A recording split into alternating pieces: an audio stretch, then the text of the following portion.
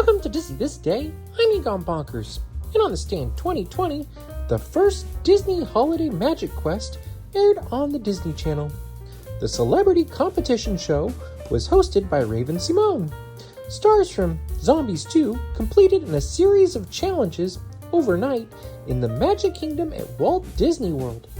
The actors were tasked to restore the holiday magic stolen by Maleficent and the Evil Queen, and win the grand prize for Toys for Tots.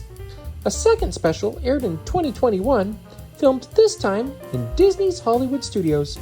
But the first one was 5 years ago today. Did you see it? Did you love it? I thought it was kind of fun. Anyway, have a magical day.